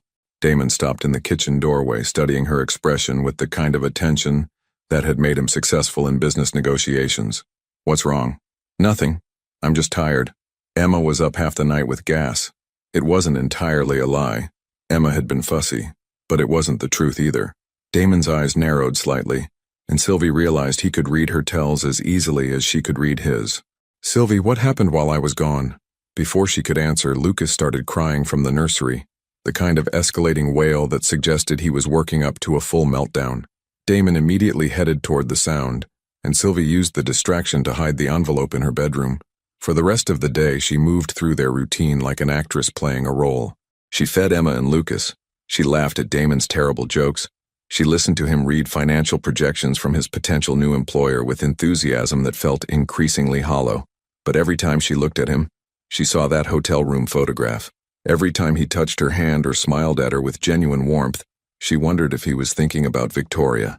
Every time he talked about their future together, she wondered if he was simply biding his time until a better opportunity, professional or personal, presented itself. By evening, the strain was showing. She was shorter with him than usual, distracted during dinner, and when he suggested watching a movie together after the babies were asleep, she claimed exhaustion and retreated to her bedroom. She was lying in bed staring at the ceiling when she heard the soft knock on her door. "Sylvie, can we talk?" She considered pretending to be asleep, but the gentle persistence in his voice told her he wasn't going to give up easily. "Come in." Damon entered carrying 2 cups of tea, offering her one as he sat carefully on the edge of her bed. In the soft light from her bedside lamp, he looked tired and concerned, but also determined. "I know something's wrong," he said without preamble. "You've been different since I got back from the interview. Distant. Whatever it is, I'd rather deal with it directly than pretend everything's fine when it obviously isn't." Sylvie sat up against her pillows, accepting the tea but not drinking it. "Do you remember Prague?" The question hit him like a physical blow. She watched the color drain from his face, watched his jaw tighten with what looked like guilt and regret. "Victoria told you about Prague. Victoria showed me." Sylvie reached into her nightstand drawer and withdrew the envelope, pulling out the hotel room photograph. "This is from 8 months ago, Damon, while I was pregnant and alone, dealing with morning sickness and trying to figure out how I was going to raise twins by myself." Damon took the photograph with shaking hands, staring at it as if he could make it disappear through sheer force of will. "It's not what it looks like," he said quietly. "Really? Because what it looks like is you having an affair with your ex-fiancé while your wife was carrying your children. We weren't married 8 months ago. We'd been divorced for months. Technically divorced, but emotionally?" Sylvie's voice was sharp with hurt. "I was still your wife in every way that mattered. I was still carrying your children, still hoping we could find a way back to each other." "Sylvie, were you sleeping with her?" The question came out rawer than she'd intended, but she needed to know. "During our separation, during the divorce proceedings after, were you sleeping with Victoria?" Damon was quiet for a long time, and his silence was answer enough. "Yes," he said finally. "Not during our marriage. Never during our marriage. But after you left, when I was angry and hurt, and convinced that our divorce proved I was incapable of sustaining a real relationship. Yes, I called Victoria, because she was safe, because she was familiar, because being with her didn't require me to examine why I'd failed as a husband, or consider what I needed to change about myself." Damon set the photograph on the nightstand and looked at her directly. "Because she never challenged me the way you did. And Prague was supposed to be closure. She'd been pushing for us to get back together, and I thought maybe she was right. Maybe I was better suited for the kind of relationship that didn't require emotional vulnerability or real intimacy." His voice was heavy with self-recrimination. "It lasted one night before I realized I was trying to settle for a connection that felt like settling." "What changed your mind?" "I woke up next to her and felt nothing. No satisfaction, no contentment, no sense of coming home. Just emptiness." Damon reached for her hand, but she pulled it away. "I realized I'd rather be alone and hoping for something real than with someone and accepting something hollow. And then you found out about the babies. And then I found out about the babies and realized I'd been given a second chance I didn't deserve." His voice broke slightly. "Sylvie, I know how this looks.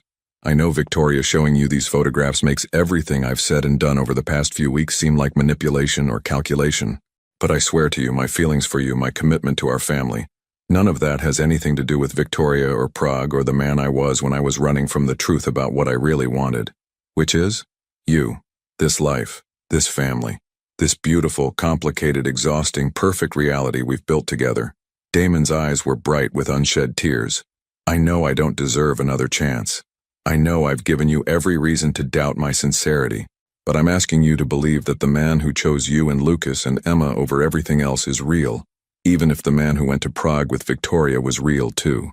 Sylvie looked at the photograph again, at the intimate embrace, the hotel room, the timestamp that represented one of the lowest points in her life. Then she looked at Damon, sitting on her bed in pajama pants and a t-shirt that had spit up stains on the shoulder, his hair disheveled from a day of chasing after toddler twins, his eyes full of love and desperation and hope.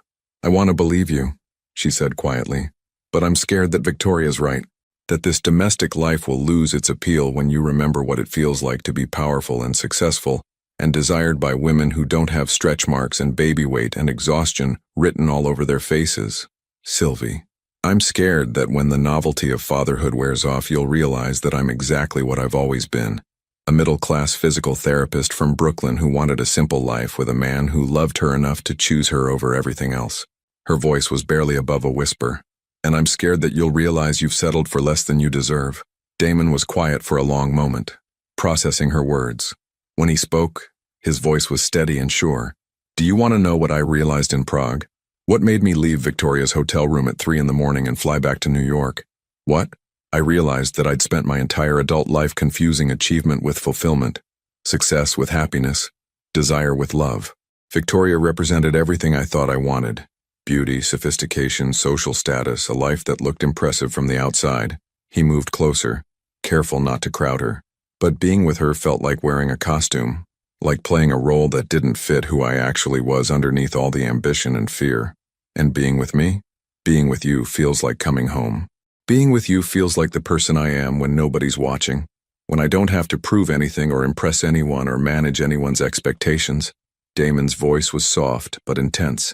Being with you feels like the life I was always supposed to have, but was too scared to reach for. Sylvie felt tears building behind her eyes, wanting desperately to believe him, but afraid to trust hope that had been disappointed so many times before. What if Victoria keeps trying to win you back? What if there are more opportunities like Geneva, more chances for you to reclaim the life you gave up? Then I'll keep choosing this life. I'll keep choosing you. Damon reached for her hand again, and this time she didn't pull away. Sylvie, I can't promise I'll never be tempted by the familiar patterns that made me successful before, but I can promise that I'll never choose them over the family we're building together. How can you be so sure? Because I've tried both lives now. I've had the money and the power and the recognition, and I've had love and laughter and babies who fall asleep on my chest while I read them market reports. He smiled, the expression transforming his face. There's no contest, Sylvie, this wins every time. They sat in silence for several minutes, the weight of the conversation settling between them. Finally, Sylvie reached for the envelope and pulled out the rest of the photographs, images of a life that had looked perfect from the outside but had ultimately left both of them empty. What do we do about Victoria? She asked. We ignore her. We build something so strong and so real that her games can't touch it. Damon gathered the photographs and set them aside. And we trust that what we have is worth fighting for, even when people try to convince us it isn't. From the nursery came the soft sound of one of the babies stirring, followed by a gentle coo that made them both smile. Duty calls, Sylvie said, starting to get up. Let me, Damon said. You've had a long day. As he headed toward the nursery, Sylvie called after him. Damon? Yeah? I choose this too. This life, this family, this beautiful mess we're making together. She met his eyes across the dimly lit room. Even when it's scary, even when I doubt myself, even when elegant ex-fiancés show up with better offers, I choose us. The smile that spread across his face was worth every moment of uncertainty, every photograph Victoria could produce, every doubt that had plagued her throughout the day, because some things were worth fighting for, even when, especially when, they required faith into 6 weeks later. On a crisp October morning that felt like a fresh start, Damon was feeding Lucas his bottle when the call came that would test everything they'd built together. Damon Vexley. His voice was soft, careful not to wake Emma, who was sleeping peacefully in her bouncy seat nearby. Mr. Vexley, this is Catherine Morrison, from the Nobel Committee in Stockholm. Damon nearly dropped the bottle. The Nobel Committee. His research on neurological disorders. The work he'd poured his heart into for over a decade had been nominated for consideration, but he'd never imagined. "Mr. Vexley, are you there?" "Yes, I'm sorry. You caught me during feeding time." He looked down at Lucas, who was watching him with those serious dark eyes, completely unaware that his father's world had just tilted on its axis. "Congratulations, Mr. Vexley. You've been awarded this year's Nobel Prize in Physiology or Medicine for your groundbreaking research on early intervention treatments for Alzheimer's disease." The words echoed in his mind like a dream. The Nobel Prize, the highest honor in his field, the recognition he'd chased unconsciously for his entire career. Everything he'd thought he wanted, delivered at the moment when he'd finally learned what he actually needed. "The ceremony is December 10th in Stockholm," Dr. Morrison continued. "We'll need confirmation of your attendance, and of course we'll arrange accommodations for you and your family." Family. Damon looked around the apartment that had become their home. Toys scattered on expensive furniture, burp cloths draped over leather chairs, the beautiful chaos of a life built around love instead of achievement. "Dr. Morrison, I'm honored beyond words. May I call you back within the hour to confirm details?" "Of course. And Mr. Vexley, your research has already saved countless lives. This recognition is long overdue." After hanging up, Damon sat in stunned silence, still holding Lucas, who had finished his bottle and was making contented gurgling sounds. The Nobel Prize, the culmination of everything he'd worked toward, offered at the exact moment when he'd thought that chapter of his life was permanently closed. "Who was that?" Sylvie emerged from the bedroom, her hair tousled from sleep, wearing one of his old college t-shirts that had somehow become part of her morning routine. "The Nobel Committee." He heard his own voice as if from a distance. "I won the Nobel Prize." Sylvie stopped moving entirely, processing his words. "The Nobel Prize, in medicine, for the Alzheimer's research, the early intervention protocols." Damon carefully transferred Lucas to his shoulder for burping, the familiar routine grounding him in the present moment. "The ceremony is in December." "Damon," Sylvie's voice was soft with wonder. "The Nobel Prize. That's incredible. That's everything you've ever worked toward." Yeah, he should have been euphoric. Should have been calling colleagues and scheduling press interviews and planning acceptance speeches. Instead, he felt oddly detached, as if the achievement belonged to someone else entirely. "I need to call them back to confirm attendance." "You need to what?" Sylvie moved to sit beside him on the couch. "Damon, this isn't a decision. This is the Nobel Prize. Of course you're going." "We're going. If we're going." He looked at her seriously. "Sylvie, I'm not doing anything that takes me away from this family for more than necessary. If we can't all go to Stockholm, then I'll accept the award remotely." "That's ridiculous. The babies are too young for international travel, and I can't leave them for a week in December. You have to go alone." "No." His response was immediate. "Certain. I'm not spending a week in Stockholm being celebrated for research I did when I was a different person, surrounded by colleagues who represent everything I used to think was important. I'm not going back to that world without you." "Damon, this is the Nobel Prize. And this is my family." He gestured around the apartment at Emma sleeping peacefully, at Lucas making happy sounds against his shoulder, at Sylvie in her rumpled t-shirt looking more beautiful than any woman in an evening gown. "This matters more." Before Sylvie could respond, there was a sharp knock at the door. Damon handed Lucas to her and went to answer it, not entirely surprised to find Victoria Sterling standing in the hallway. Word traveled fast in their professional circles. "Congratulations," she said, her smile bright and predatory. "I just heard from colleagues in Stockholm. The Nobel Prize, Damon. I'm so proud of you." "Thank you." He didn't invite her in, but she moved past him anyway with the confidence of someone who'd never been denied access to anything she wanted. "You must be thrilled," Victoria continued, taking in the domestic scene. Sylvie on the couch with both babies, the evidence of family life scattered throughout the expensive apartment. "Though I imagine accepting will be complicated given your current circumstances." "Not complicated at all," Damon said firmly. "We're still deciding whether to attend." "We?" Victoria's laugh was sharp. "Darling, you can't seriously be considering skipping the Nobel ceremony because of babysitting logistics." "I'm considering prioritizing my family over professional obligations," Damon corrected. "It's actually a very easy decision." "Is it?" Victoria moved closer, lowering her voice so only he could hear. "Damon, this is your moment. Your validation for decades of brilliant work. The kind of recognition that reshapes your entire legacy. My legacy is sleeping in that bouncy seat. Your legacy is the research that will save millions of lives. The Nobel Prize isn't just about you, it's about honoring the work itself, the patients who will benefit, the scientific community that needs leaders like you. Victoria's voice was persuasive, reasonable. You owe it to more than just yourself to be there. From the couch, Sylvie was watching their conversation with growing tension. Damon could see the doubt creeping into her expression, the old insecurities that Victoria's presence always triggered. Besides, Victoria continued, it's not as if this prevents you from being a devoted father. Accept the prize, give your speech, take a few meetings with research institutions that are dying to work with a Nobel laureate. You could be back in New York within a week away from 6-week-old babies, a week investing in their future. Do you really think Sylvie wants to be the woman who kept a Nobel Prize winner from accepting his award? Do you think your children will thank her for that when they're older? The manipulation was expertly done, and Damon felt the familiar pull of old ambitions, old definitions of success and importance. For just a moment, he could see it, the ceremony, the recognition, the validation from peers who had always respected his work, the return to a world where his value was quantifiable and his achievements were celebrated. Damon, Sylvie's voice was quiet, but it cut through Victoria's persuasion like a blade. Can you come here for a minute?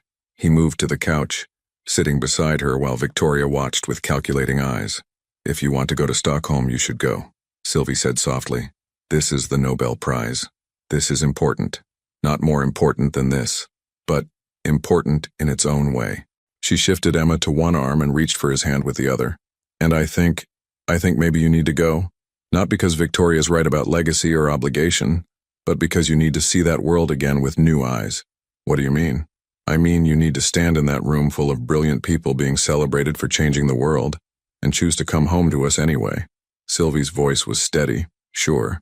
Not because you have to, not because you're trapped by circumstances, but because this life, our life, is the one you actually want.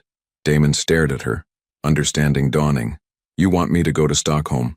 I want you to stop running from who you used to be and start integrating all the parts of yourself. The brilliant researcher and the devoted father. The man who can change the world and the man who changes diapers at 3 a.m. She smiled, and it was radiant. I want you to accept that prize knowing exactly what you're coming home to, and choosing to come home anyway. And if I don't want to come home, if I get to Stockholm and remember why I loved that life, then you'll make that choice with full information instead of default settings. Sylvie's eyes were bright with unshed tears, but her voice never wavered. And I'll know that whatever you choose is what you actually want, not what you think you should want or what circumstances have forced on you. Victoria stepped forward, sensing an opportunity.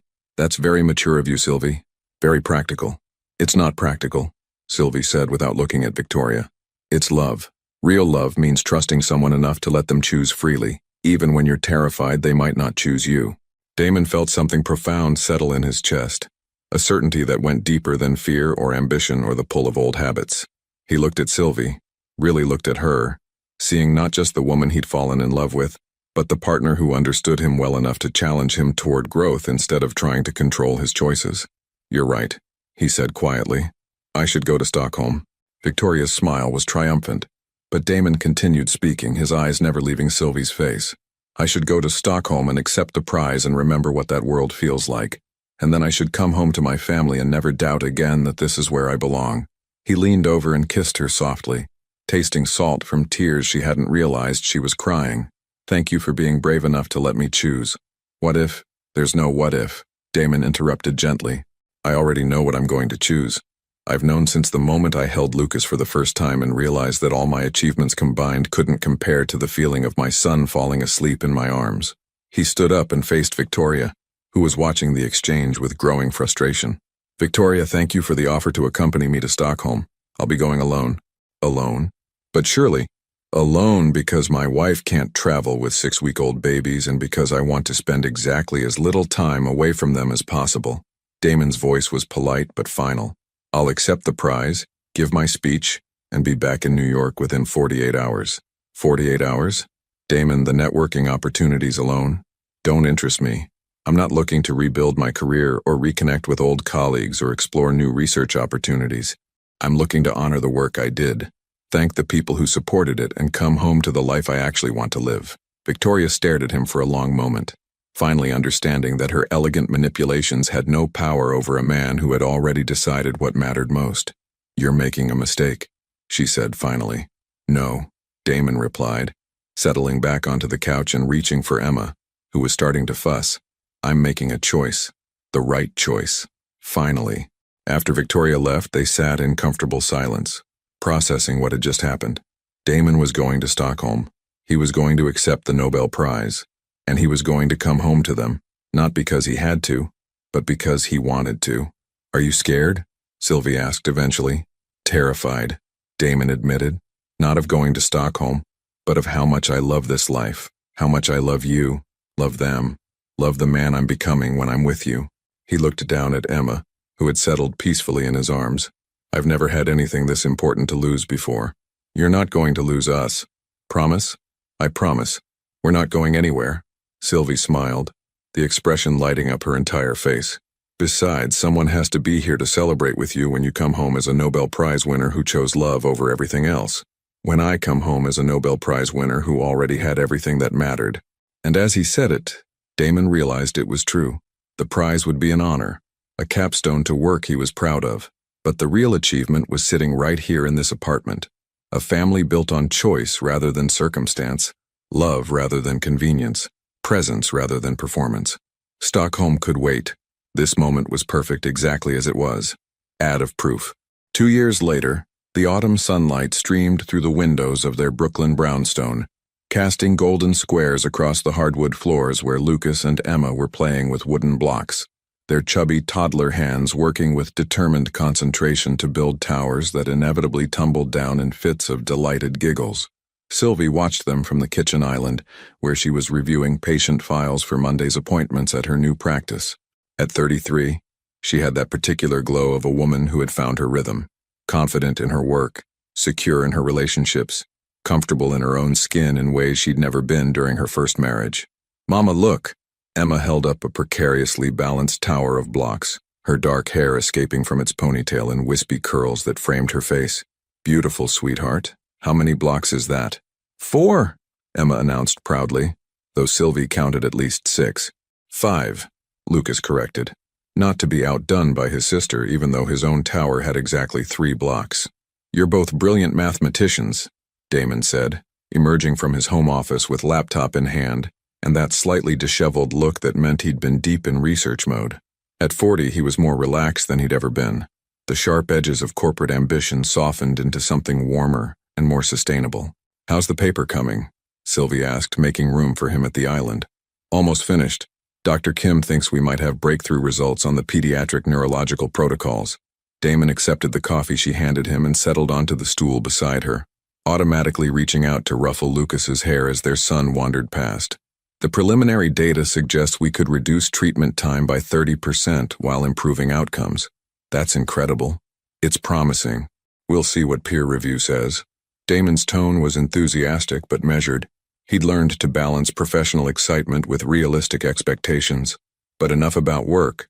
Are you ready for tonight? Tonight? Sylvie felt a flutter of nervous excitement in her stomach. Tonight was the annual gala for the Vexley Sterling Foundation for Pediatric Research, the nonprofit organization Damon had founded with his Nobel Prize money and a substantial portion of his remaining assets after the Meridian takeover. I'm ready for the party. I'm not sure I'm ready for the speech. You'll be perfect. You always are. Damon leaned over to kiss her temple, a gesture so natural and automatic that it felt like breathing. Besides, they're not there to judge your public speaking. They're there because your advocacy work has revolutionized how we think about accessible pediatric therapy, says the man who's won a Nobel Prize, says the man who's married to someone who changes children's lives every single day without needing international recognition for it. Damon's voice carried the kind of admiration that had deepened over 2 years of building a life together, though the MacArthur Fellowship isn't exactly small potatoes. The MacArthur Genius Grant had come as a complete surprise 6 months earlier, recognizing Sylvie's innovative approaches to pediatric physical therapy and her work developing treatment protocols that could be implemented in underserved communities. The call had come while she was changing Emma's diaper, and she'd spent the first 5 minutes convinced it was a prank. "Daddy up!" Lucas had abandoned his blocks in favor of climbing onto Damon's lap, a maneuver that required careful navigation around the laptop and coffee cup. "Up you go, buddy." Damon lifted him easily, and Lucas immediately began investigating the keyboard, with the focused attention of a 2-year-old scientist. No typing, Damon said gently, closing the laptop. But you can help me pick out a tie for tonight. Think Mama would like the blue one or the gray one? Blue, Lucas declared with absolute certainty. Blue it is. Damon looked at Sylvie with raised eyebrows. The toddler has spoken. The toddler has excellent taste. Sylvie smiled, watching father and son together. 2 years of daily interaction had created a bond between them that was both profound and completely natural. Damon had become the kind of father she'd always hoped he could be. Present, patient, endlessly fascinated by his children's developing personalities. Mama, story. Emma had apparently tired of blocks and was now tugging on Sylvie's sleeve with the persistence that only toddlers possessed. After lunch, sweetheart, right now it's almost nap time. No nap. Emma's protest was immediate and indignant. Yes, nap, Damon said with gentle authority, scooping her up with his free arm so he was now holding both children. Nap for everyone, including Mama and Daddy, because we have a big night ahead of us. Will Auntie Bella be there? Lucas asked, referring to Isabella, who had become their regular babysitter and honorary family member. Auntie Bella will be here to stay with you and Emma while Mama and Daddy go to the party, Sylvie confirmed. And she's bringing Uncle Marcus and a pizza. Pizza! Both children cheered, their opposition to nap time forgotten in the face of this exciting development. An hour later, with the twins settled for their afternoon rest, Damon and Sylvie found themselves with a rare moment of quiet. They'd learned to treasure these interludes, the brief spaces between feedings and diaper changes and toddler negotiations, where they could remember they were lovers as well as parents. Are you nervous about tonight? Damon asked, settling onto the couch and pulling her against his side. A little. It feels strange being honored for work that doesn't feel like work. Sylvie curled into his embrace, breathing in the familiar scent of his cologne mixed with baby shampoo and coffee. I love what I do. It seems weird to get awards for it. That's exactly why you deserve recognition. Passion work that changes lives should be celebrated. Damon's fingers traced gentle patterns on her arm. Besides, someone needs to balance out all the attention I get for things I did in my previous life as a corporate robot. You were never a robot. You were just focused in a different direction. I was focused on the wrong things. Achievement instead of meaning, success instead of satisfaction, recognition instead of relationships. Damon's voice held no bitterness, just the clear-eyed assessment of someone who had found a better path. It took losing everything to realize what actually mattered. You didn't lose everything, you chose differently. Best choice I ever made. He tightened his arms around her, and Sylvie felt that familiar sense of security that had nothing to do with money or status and everything to do with being seen, valued, and chosen by someone who knew all her flaws and loved her anyway. Even when I'm cranky because Emma was up half the night with nightmares? Especially then. You're beautiful when you're tired and rumpled and completely devoted to our children's well-being. Flatterer. Truth-teller. Damon shifted so he could look at her directly.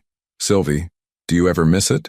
The simplicity of being single, making decisions only for yourself, not having to coordinate schedules around nap times and pediatrician appointments? Do you? Never. Not once. But I worry sometimes that this life is more of an adjustment for you than you let on.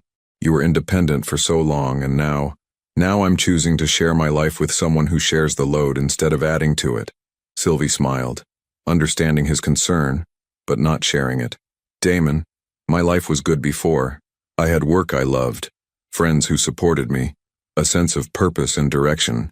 But it was also, she searched for the right words, smaller maybe, more contained. This life is messier and more complicated and absolutely exhausting some days, but it's also bigger, richer, full of moments I never knew I was missing. Like what? Like watching you read bedtime stories in voices that make Lucas giggle until he gets hiccups. Like seeing Emma's face light up when you come home from work. Like having someone to share the small victories. When she takes her first steps, or when he says a new word, or when they both sleep through the night for the first time in weeks. The small victories are the best ones. They are. And I never had anyone to share them with before. Sylvie traced the line of his jaw with gentle fingers. I don't miss being single, Damon. I miss some of the freedom sometimes, but I don't miss the loneliness of experiencing everything alone. They sat in comfortable silence, processing the weight of how much their lives had changed. Through the baby monitor, they could hear Emma chattering softly to herself as she settled into sleep, and Lucas making the small humming sounds that meant he was already dreaming. Do you think they'll remember this? Sylvie asked. The early years, I mean. The apartment, the late-night feedings, all the chaos of figuring out how to be a family. They'll remember the feeling of it, even if they don't remember the details. They'll remember being safe and loved and prioritized. Damon's voice was soft with certainty. They'll remember that when they needed us, we were here. And when they're teenagers and think we're completely embarrassing, they'll still remember that when they needed us, we were here. Damon grinned, though I reserve the right to remind them of all the adorable things they did as toddlers, when they start rolling their eyes at everything we say. Fair enough. Sylvie glanced at the clock on the mantel, a wedding gift from Isabella and Marcus, who had married 8 months after Lucas and Emma were born. We should probably start getting ready soon. Probably. But neither of them moved, reluctant to end this peaceful interlude. Damon? Do you ever wonder what would have happened if I hadn't called you to the hospital that day? If I'd decided to raise them completely on my own? Every day. His answer was immediate, sobering. I think about the man I'd still be if I hadn't gotten that second chance. I think about the relationship I'd never have built with Lucas and Emma. The life I'd never have known was possible. And it terrifies me. Not just because I would have missed out on the best thing that ever happened to me, but because they would have grown up without their father, and you would have carried that burden alone when you didn't have to. I was prepared to carry it alone. I know. That's what makes it worse. You were strong enough and brave enough and capable enough to do it all by yourself, but you shouldn't have had to be. Damon's voice was thick with emotion. I'm grateful every day that you gave me the chance to be part of this, even when I didn't deserve it. You earned it. Every sleepless night, every diaper change, every time you chose to be present instead of absent. You earned your place in this family, and I'll keep earning it. Every day for the rest of my life. From upstairs came the sound of Isabella's key in the front door, followed by Marcus's laugh and the rustle of pizza boxes. Looks like our babysitters have arrived, Sylvie said, reluctantly extricating herself from Damon's embrace. Time to go be honored for changing the world. Time to go celebrate work we love with people who support it, then come home to the family that matters most. Sylvie stood and extended her hand to him, ready to face the world as the power couple who chose love over everything else. Ready. Damon took her hand and pulled himself up, then surprised her by spinning her around in a spontaneous dance move that made her laugh. Though I should mention, I already think we won the biggest prize there is, which is this. All of this. The chaos and the laughter and the midnight feedings and the terrible toddler singing and the moments like this when it's just us and everything is exactly as it should be. As they headed upstairs to get ready for their evening, Sylvie felt that familiar surge of gratitude for the complicated journey that had brought them here. It hadn't been a straight path. There had been mistakes and misunderstandings, pride and fear, moments when love hadn't felt like enough to bridge the gaps between who they were and who they needed to become, but they had chosen to grow, chosen to trust, chosen to build something together that was stronger than either of them alone. They had chosen to believe that love was an action as much as a feeling, a daily decision to show up for each other even when it was difficult. And now, 2 years later, getting dressed for a gala where they would be celebrated for work they were passionate about, preparing to come home to children who were healthy and happy and secure in their love, Sylvie knew that every difficult moment had been worth it. Because some stories don't end with the wedding or the dramatic reconciliation or the grand romantic gesture. Some stories end with the quiet triumph of building a life that sustains love over time, of choosing partnership over independence, of discovering that the real adventure isn't falling in love. It's staying in love when the everyday moments require as much courage as the extraordinary ones. Tonight they would be honored for their professional achievements, but their greatest success was sleeping peacefully upstairs, dreaming toddler dreams in a house filled with love. And that was a prize worth more than any recognition the world could offer. Would you have made the same choice Damon made, giving up everything for love? Your participation means a lot to the channel. Please share your thoughts in the comments. Thank you for watching. If you enjoyed the story, please subscribe to our channel and leave a comment below letting us know what you thought. Your feedback and support mean a lot to us. Stay tuned for more exciting stories.